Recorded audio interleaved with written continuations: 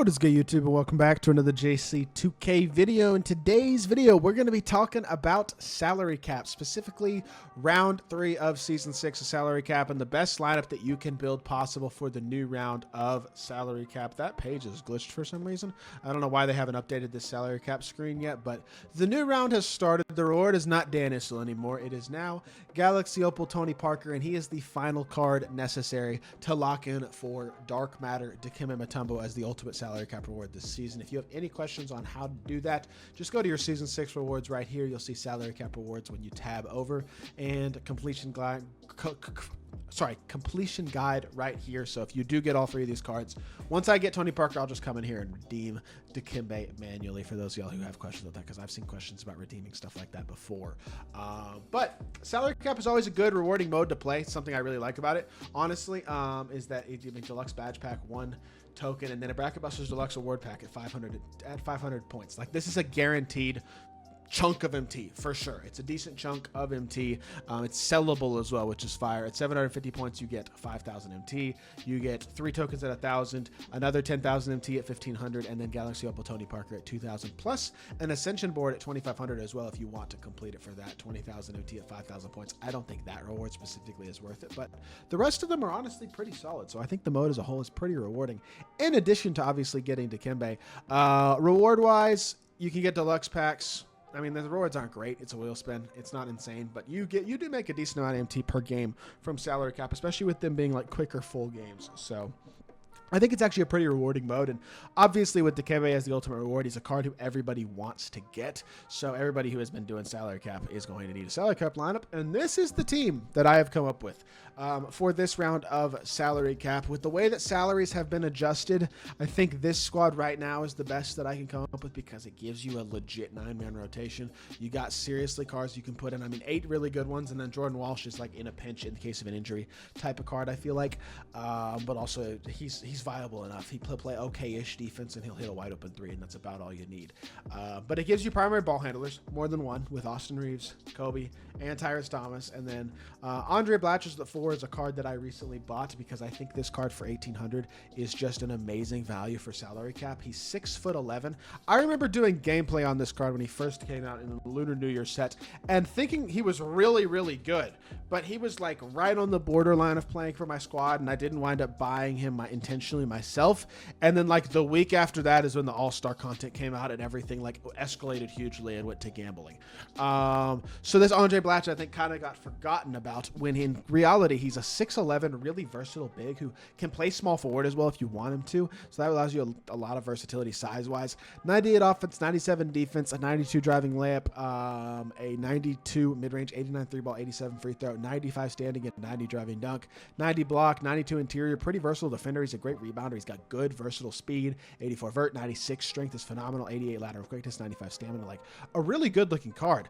11 hops include posterizer, catch and shoot, corner specialist, brick wall, precision dunker, blow by bulldozer, and immovable enforcer. He's a versatile defender. Really good card. He's got gold agent 3, blinders, dead eye, catch and shoot, limitless range, unpluckable, anchor, clamps, interceptor. For a salary cap card, he's really complete, really good. He's got really everything that's pretty much important for a card, which is really, really nice, because obviously, I mean, he's just not missing a ton. When you look at the badges he's missing, there are some things he's missing that would be nice to have. But for what he is, which is a diamond 1,800 salary card, he's really, really good.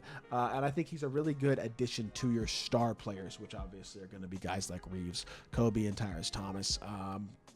I feel like I talk about these cards a lot, and I think this is basically relatively similar actually to what my team looked like last time, but there are other options that you can use outside of these cards. Honestly, I think the other best option outside of Reeves at the point guard position value-wise, well, number one, this Jason Kidd is a really good option, because he's only 4,500. He's better defensively than Reeves. He's capable offensively as Kyrie dribble style, pretty good release, Pro 2 fade, good athlete. Like, he's a pretty darn good card himself, and he's a non-gambling card that was available as a free locker code. Another card who's is a really good value, is a gambling card, although he was available to be purchased with VC as well back last season, is this Galaxy Opal Lonzo Ball, also for 4,500. I think he's a pretty solid alternative point guard option. I'm trying to give y'all good alternative options at each position just in case you don't have the guys that I personally am using. Let me look and see if there's any other good point guards that you should be using for this price point. I guess if you want to go cheaper, a guy like Darren Williams for 3,000 isn't awful. He's probably your best option for 3,000 because he's not a horrible card, but I mean, I looked through the options as a whole and they're not super duper strong, so I don't hate that at point guard. Are there any other point guards at all that are like any good that are worth using? I guess Buddy Hield for 4,000. He's a salary cap award, isn't horrible. 3,000 for Donovan Mitchell is not great, but it's not completely atrocious either. This John Starks is actually pretty good. 1,800 for him as a defensive point guard is not bad if you want to spend less on your point guard position. You need to save. He's a cheaper option for 1,800, who I think is actually pretty good, and that's about it at the point guard spot.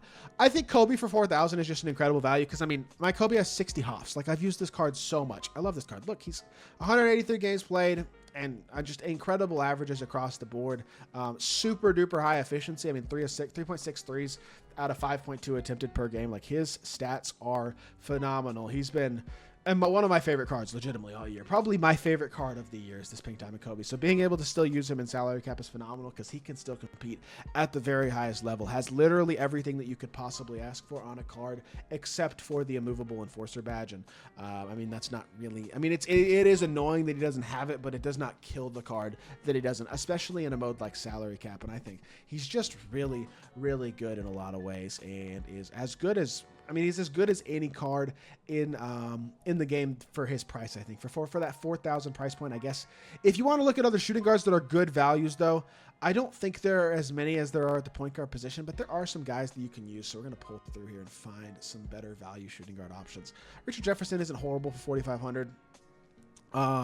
You know who actually is pretty good is this Andrew Wiggins for 4,500 as well. I think he's probably better than Richard Jefferson.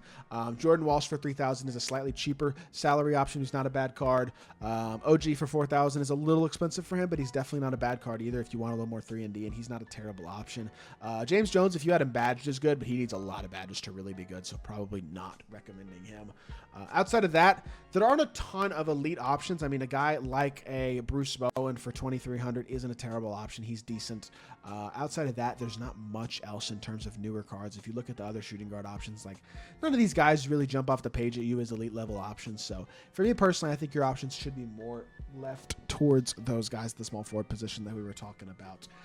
Tyrese Thomas for 3,000 at the small forward position is a must to me. There are some other good small forwards as well, but Tyrese is 6'9", has off movable enforcer, defends really well, just kind of does everything well as well. So I feel like these three guys are centerpieces that are really, really good, but again, there are other options as well. I'll go up to 4,500 again because it's basically the same type of thing, except it's guys who are small forwards and power forwards at the small forward position. So Julius Worthy for 5,000 is a little expensive, but he's not terrible.